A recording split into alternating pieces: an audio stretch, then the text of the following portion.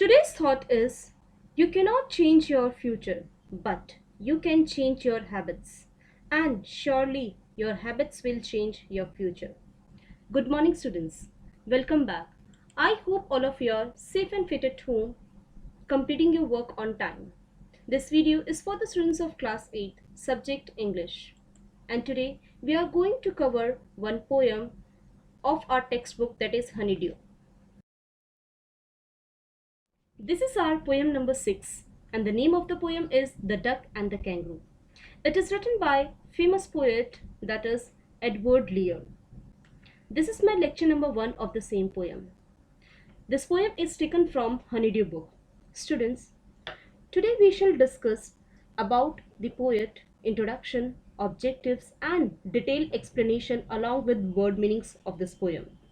After then we shall discuss the homework solution of the homework which was assigned you in lecture number 2 of chapter 6, that is This is Geordie's Phone.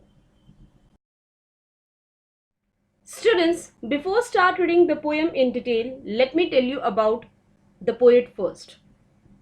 Edward Lear was born on 12th May 1812 at Holloway, Middlesex in England. He was great artist, illustrator, writer, poet and musician.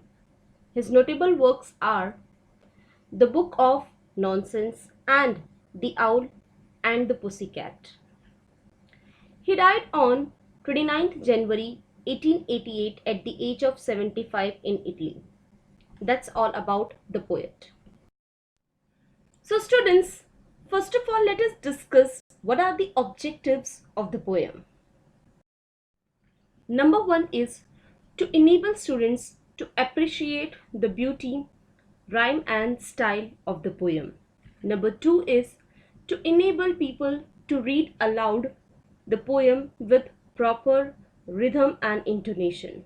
Number 3 is to enable students to enjoy recitation individuals or chorus of the poem. Number 4 is to make students understand the thought and imagination contained in the poem. Number 5 is to develop their aesthetic sense. So now let us discuss the main key points of the poem. Two friends, the duck and the kangaroo, plans to go for a long pleasurable trip. Kangaroo was happy to carry the duck all the way on the tip of his tail. Kangaroo said, "I will smoke a cigar every day." So they traveled around the world 3 times and enjoyed a lot. Before start reading the poem in detail, first of all, let us see the introduction. The poem elaborates the desire of a duck confined within the limits of the pond to go beyond and travel the world like the kangaroo did. The duck requests the kangaroo to take it on a trip and find a solution to the problems which the kangaroo would face. So this is a small brief introduction of the poem. Let us read the poem in detail to know about the world tour of the duck and the kangaroo. But a question arises. What will the duck do to make the kangaroo feel comfortable over land and sea? Let us find out how they go about it. So let's read stanza number 1. Said the duck to the kangaroo, "Good gracious, how you hop." Gracious means kind. Means the duck was addressing the kangaroo. Duck told it was gracious how kangaroo hop and jump from one place to another, over the fields and the water too, as if you never would stop. Means it was gracious and adorable to watch how kangaroo hop over fields and water too, it didn't stop, means it never stopped. My life is a bore in this nesty pond. Nesty means unpleasant. And I long to go out in the world beyond. Means Duck further told that his life had become boring in this nesty pond. It was staying. I wanted to go beyond the world. I wanted to go out beyond this nesty pond. See how outer world would look like. I wish I could hope like you, said the duck to the kangaroo. Duck wished if he could hop like kangaroo. The duck was addressing to the kangaroo. Or we can say the duck was showing his feeling to the kangaroo. Now let us see the complete explanation of stanza 1. The duck is awestruck. Awestruck means filled with feelings of admiration or respect to see the movement of the kangaroo. It expressed that the kangaroo could hop continuously over the fields and water bodies. The duck's life was boring as it remained in the nesty means unpleasant pond. All the time it wished to see the world beyond the limits of the pond. It wishes that it could also hop like the kangaroo did. Now let's see stanza number 2. Please give me a ride on your back, said the duck to the kangaroo. Means duck requested kangaroo to give him ride on his back. So he addresses to the kangaroo. Means the duck addresses to the kangaroo. I would sit quiet, still, and say nothing but quack. The whole of the long day, though. Means he further told he would not say anything during the journey. He will just only say quack. He wished to ride kangaroos whole day. Means he wanted to see the world whole day on the back of the kangaroo, by sitting on the back of the kangaroo. And we had go to the D and the jelly bolly, over the land and over the sea. Means he wished to ride on the kangaroo's back, and further he should go to the D and jelly bolly. Means the duck listed the places to the kangaroo, or told the places to the kangaroo that he wanted to see the D and the jelly bolly. They would travel over the land and the sea. Means it added that they would just only wanted to see the whole land and the sea. Please take me a ride. Oh do, said the duck to the kangaroo. Means he pleaded and told the duck to the kangaroo, please give me a ride. I wanted to see the world. The duck addresses to the kangaroo, or the duck addresses to the. Now let us see the complete explanation of stanza 2. The duck requests the kangaroo to give it a ride on its back. It promised that it would sit quietly and would just quack. Quack means sound made by the duck all day. The duck lists the places that they would visit as D and jelly bolly. It adds that they would hop over the land and the sea. Now let us see stanza 3. Said the kangaroo to the duck. This requires some little reflection. Reflection means thought. Kangaroo replied to the duck. He told that duck's ideas required some reflection, some thought.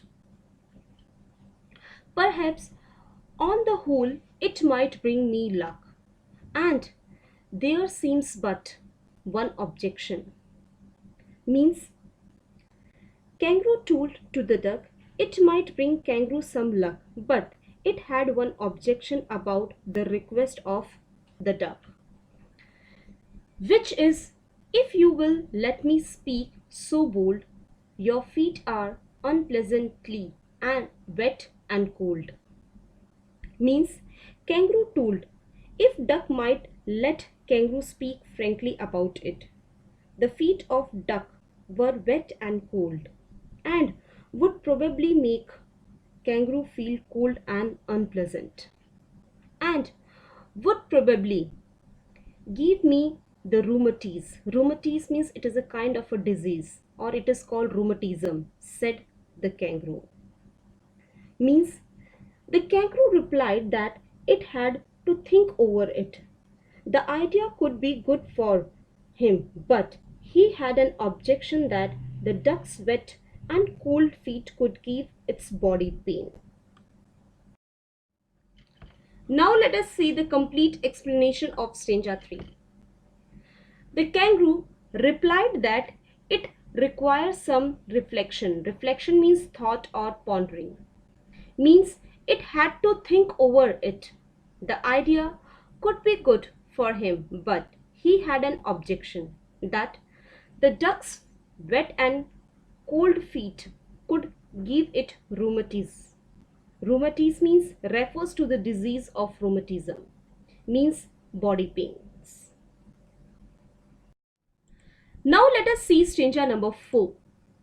Said the duck, as I sat on the rocks, I have thought over that completely. Means duck said when it sat on the rocks it had thought about it completely. And I bought 4 pairs of worsted socks. Worsted means woolen socks, which fit my web feet neatly. Means he bought 4 pairs of worsted means woolen socks which fits its feet or which fitted in its web feet. And to keep out the cold, I have bought a clock. Clock means shrug or cloth. And every day a cigar I will smoke. Means what he said, it had bought a clock, a shrug to keep cold away. Every day it would smoke a cigar to keep it warm. All to follow my own dear true love of a kangaroo. Means duck told it is well prepared to follow kangaroo, which duck considered its true love. Means the duck said to the kangaroo that as it sat on the rocks during day it had thought all about it. In order to avoid cold, the duck had brought 4 pairs of woolen socks which filled its wet sharp feet well in order to stay warm. It would wear a shrug and also smoke a cigar every day. The duck would do all this to protect the kangaroo as it was a beloved. Now let us see the complete explanation of stanza 4. The duck said that as it sat on the rocks during the day, it had thought over it. In order to avoid that, the duck had bought 4 pairs of worsted socks. Worsted socks means woolen socks, which fitted its web-shaped feet well. In order to stay warm, it would wear a clock. Clock means shrug, and also smoke a cigar every day. The duck would do all this to protect the kangaroo as it would a beloved. Now let us read the 5th stanza, or we can say last stanza. Said the kangaroo, I am ready, all in the moonlight pale. Means the kangaroo was satisfied with the duck's response and got ready for the ride. But to balance me well, dear duck, sit steadily. Steadily means without moving here and there, and quiet at the end of my tail. Means kangaroo said to the duck that, duck, you have to sit steady. Means without moving here and there, you have to sit steady and quiet at the end of my tail. So away they went with a hop and a bound. And they hopped the whole world 3 times round. Means the kangaroo asked the ducks to hold it firmly, and they traveled around the world 3 times. Or we can say, duck agreed. After that, both hopped and the whole world. They visited the whole world 3 times round. And who so happy, oh who, as the duck and the kangaroo. Here, at the end, the poet says, who is so happy as duck and kangaroo, because both of them enjoyed each other's company a lot.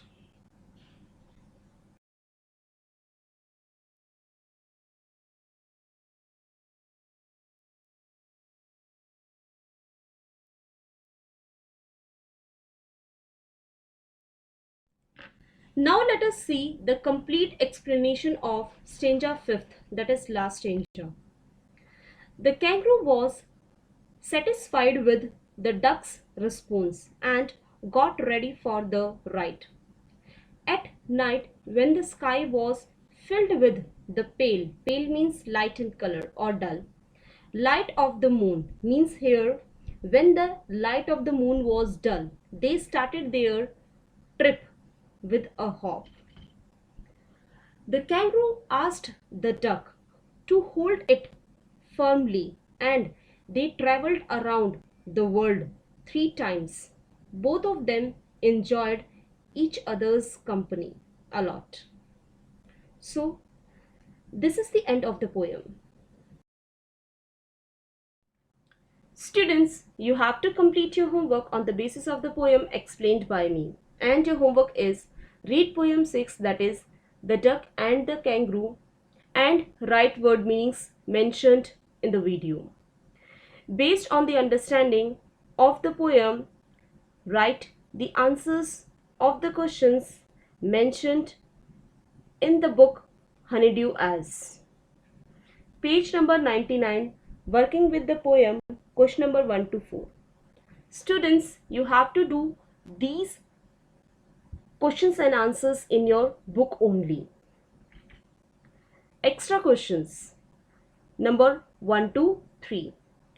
These question answers you have to do in your English Fair notebook, as these questions are not in your book.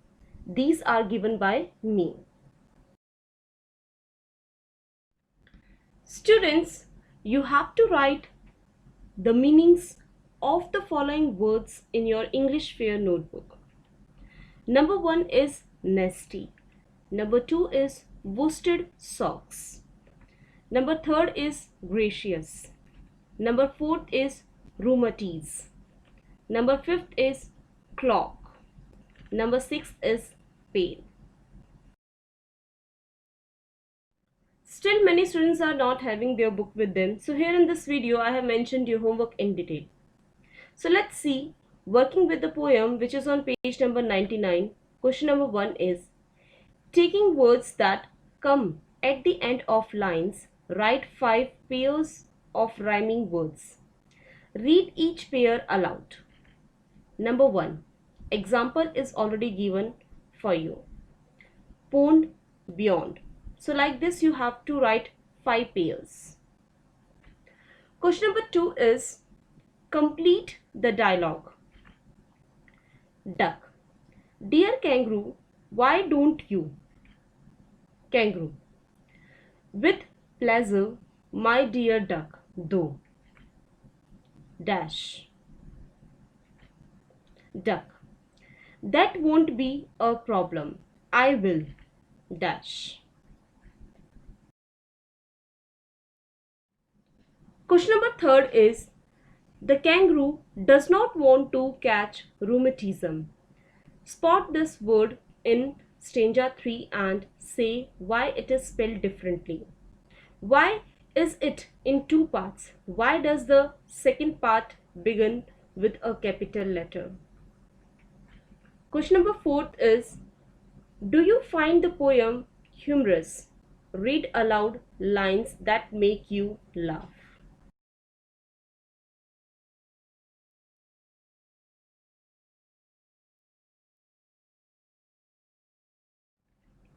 Extra questions. Again, I'm repeating, these questions are not in your book. These are given by me. You have to do only these questions in your English Fair notebook. Question number 1 is, why did the duck want to go out for the world tour? Question number 2 is, what objection did the kangaroo have? Question number 3 is, what was the condition put by the kangaroo on the duck? Students, now in this video, we shall discuss the homework solution of the homework which was assigned you in lecture number 2 of chapter 6, that is, This is Geordie's Phone. Students, I have already explained you the chapter in detail along with new word meanings, as I assigned you homework which was to be done by you on the basis of your understanding, and your homework was read chapter 6, that is, This is Geordie's Phone, and write word meanings mentioned in the video. Based on the understanding of the chapter, write the answers of the questions mentioned in the book Honeydew as. Page number 94, comprehension check, question number 1 to 4. Page number 94, working with the text, question number 1 to 4. So students, now let us discuss the meanings of the words which were given you as a homework in your previous lecture. Number 1 is scrawny, means thin and bony. Number 2 is startled, means shocked. Number 3 is sleek, means smooth and shiny. Number 4 is romp, means play. Number 5 is bogged, means refused. So dear students, now let us discuss the questions and answers in detail. So now let us discuss the answers of the question which was assigned you as a homework. So first of all, discuss comprehension check, which is on page number 94. Question number 1 is, how did Geordie bring the phone back home? The answer of the question is, Geordie brought the phone back home by picking it up and carrying it all through the way to his home. Question number 2 is, Geordie was filled with emotion after he found the phone. Can you find at least 3 words or phrases which show how he felt? The answer of the question is, number 1, the phone shook him through with the stare of its liquid eye. Number 2, the touch of the phone made him delirious. Number 3, as though the phone were a china deer. So these are 3 phrases which show how he felt. Question number 3 is, how did the deer drink milk from the gourd? The answer of the question is, Geordie dipped his fingers below the level of milk and the phone sucked his fingers. Thus the phone drank milk from the gourd. Question number 4 is, why didn't the phone follow Geordie up the steps as he had thought it would? The answer of the question is phone's legs were too weak to stand upon. Also, he felt the strangeness of the house and did not follow Jolly. So now let's discuss the answer of the questions of working with the text, which is on page number 94. Question number 1 is, why did Penny Baxter allow Jody to go find the phone and raise it? The answer of the question is, Penny agreed with Jody that they had killed the doe for their purpose and the phone had been orphaned and left to starve in the forest for no reason. Thus, he felt it is now their responsibility to take care of the phone. Question number 2 is, why did Doc Wilson mean when he said nothing in the world ever comes quite free? The answer of the question is, Doc Wilson meant that Penny must pay back to Doe, whom he had killed for his sake, by raising up her phone. Question number 3 is, how did Jody look after the phone after he accepted the responsibility for doing this? The answer of the question is, after Jody accepted the responsibility for looking after the phone, he cared for it like its own mother would. He carried it in his arms most of the way, even though he was tired. When he saw that the phone did not drink the milk, he fed it with his own hands. Question number 4 is, how does Jody's mother react when she hears that he is going to bring the phone home? Why does she react in this way? The answer of the question is, Jody's mother was a little surprised and was not happy with the idea.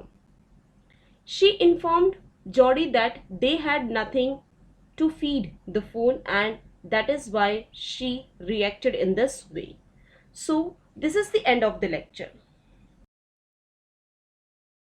Students, if you like our videos, then hit on the like button and don't forget to subscribe our channel. Thank you and have a nice day.